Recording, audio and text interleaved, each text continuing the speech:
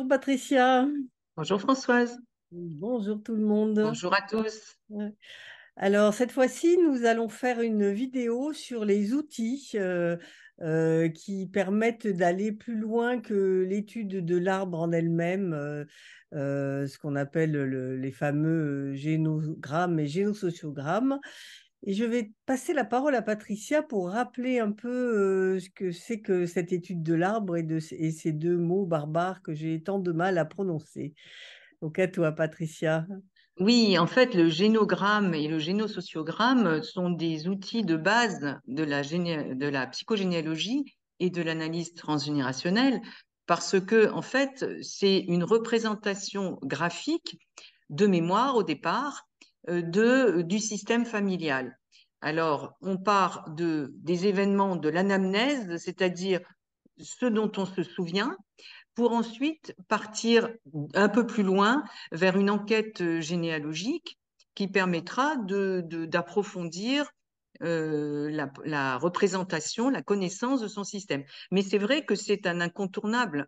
Donc, c'est vrai que le terme est un petit peu barbare, mais il signifie, donc génogramme, on est plutôt sur les éléments factuels de l'arbre avec les dates de naissance, les lieux de naissance, les prénoms, et ensuite le génosociogramme va étendre ça à tout ce qui est lien entre les êtres, les professions, les maladies, les accidents. Donc voilà, il est important au départ de faire connaissance tout simplement avec son arbre via cet outil qui est très précieux. Alors, ça, c'était effectivement la base, c'est Scan Ancelin, qui fait figure de pionnière, à poser dans tous ses livres, et notamment Aïe mes aïeux, qui est quand même un best-seller, un peu les lettres de noblesse de la C'est la psychogénéalogie. Bible. Ouais, la Bible. Mais c'était il y a déjà un certain temps, il y a déjà peut-être 40 ou 50 ans, je ne sais plus. Et évidemment, depuis ce temps, on a pas mal travaillé, les thérapeutes ont pas mal travaillé sur les arbres, et on s'est rendu compte qu'à un moment donné, on était bloqué, qu'on avait beau appliquer tous les outils de lecture de l'arbre, à un moment donné, effectivement, on butait sur le mystère de la mémoire. Et on a quand même on s'appuie sur l'hypothèse que en fait on a en nous ces mémoires passées. Et donc on a le mouvement des thérapeutes a développé des outils qui permettent d'aller plus loin.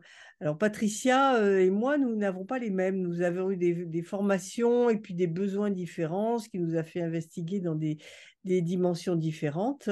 Je vais vous présenter sommairement les miens, où j'en ai trois principaux, qui sont la psychophanie,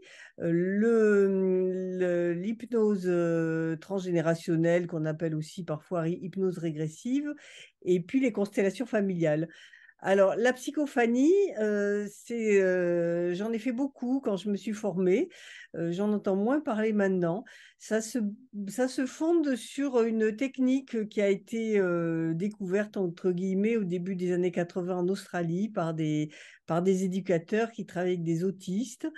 C'est passé ensuite aux États-Unis, où les gens s'en sont servis pour communiquer avec des personnes dans les comas profonds. Et puis en France, ça a été saisi par une orthophoniste qui s'appelait Anne-Marguerite Vexio, et qui l'a utilisé un peu à son corps défendant pour entrer en connaissance avec et en connaissance, c'est presque un lapsus, mais en communication avec ses mémoires profondes. Donc là, on se retrouve dans une sorte d'interview avec des ancêtres mais ce sont des mémoires en nous, et qui ont toutes les caractéristiques qu'ils avaient de leur vivant. Ceux qui sont menteurs, ceux qui sont colériques sont colériques. Donc c'est effectivement, c'est des informations intéressantes, mais il faut aussi comme toujours, à les prendre un peu avec des pincettes. L'autre outil, c'est un outil qui vient de l'hypnose, où là, on dépose, on matérialise au sol son arbre généalogique et on a l'hypothèse qu'en allant dans chaque carré qui correspond à la place d'un ancêtre, on peut ressentir aussi cet ancêtre et donc entrer aussi dans une forme de communication.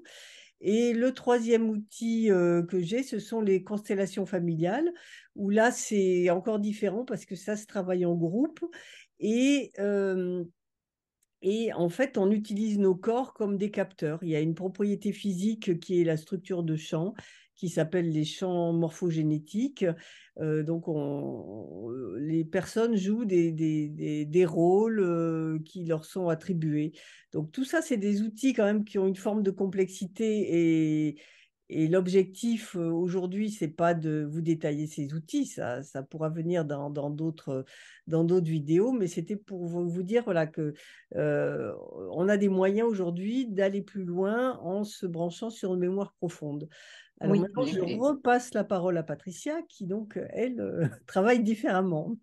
non, effectivement, c'est très utile lorsqu'on atteint la limite de l'étude factuelle de l'arbre, le côté objectivable, d'utiliser notre intuition par divers moyens dont tu as détaillé les plus importants, à mon avis.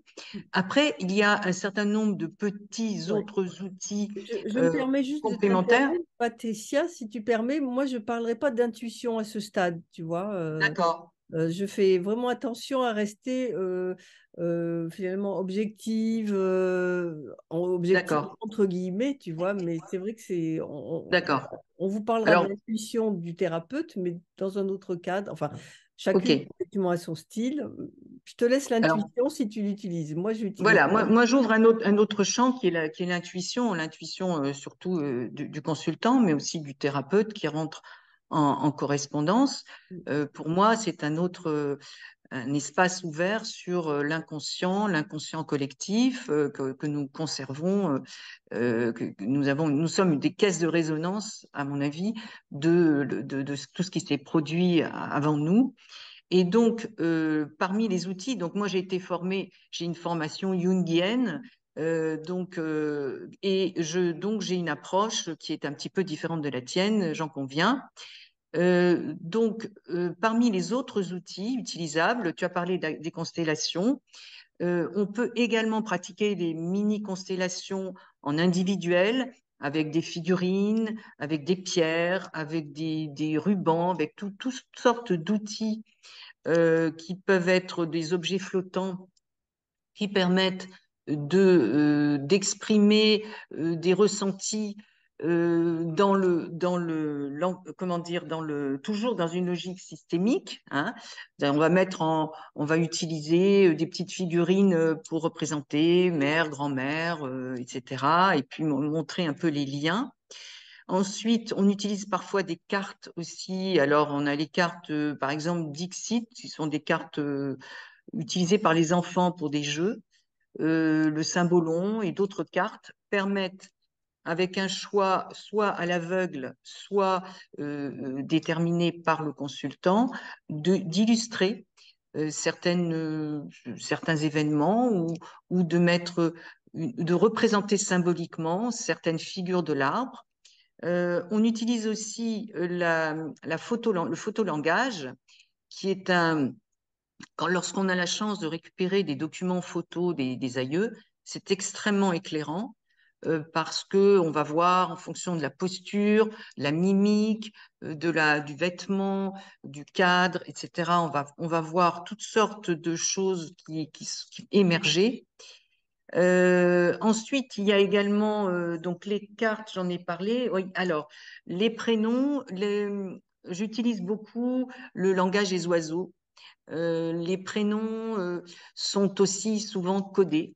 Donc, avec la phonétique, on retrouve et le symbole lié aux lettres, on peut retrouver peuvent émerger des informations qui sont sous-jacentes dans les projets sens des êtres qui font partie de l'arbre généalogique. Donc voilà, les outils sont quand même assez nombreux.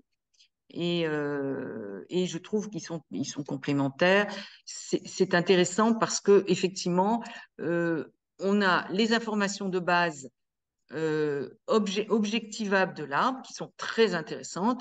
Et ensuite, s'il y a des blancs généalogiques, et il y en a toujours, on peut quand même explorer grâce, en tout cas de mon côté, à l'intuition et au tien à d'autres champs, eh bien, on peut explorer ce qui est inexploré. Voilà, bah, écoutez, on va mettre un terme à cette vidéo. Donc, si ça vous a intéressé, n'oubliez pas de nous mettre un pouce bleu, ça permettra à l'algorithme de nous repérer plus facilement. Puis, si vous avez des questions ou des propositions de thèmes, vous pouvez nous contacter. Les adresses de nos sites sont en dessous. Donc, je vous remercie. Merci. Et À donc, bientôt. À bientôt, Françoise. Au à revoir. bientôt.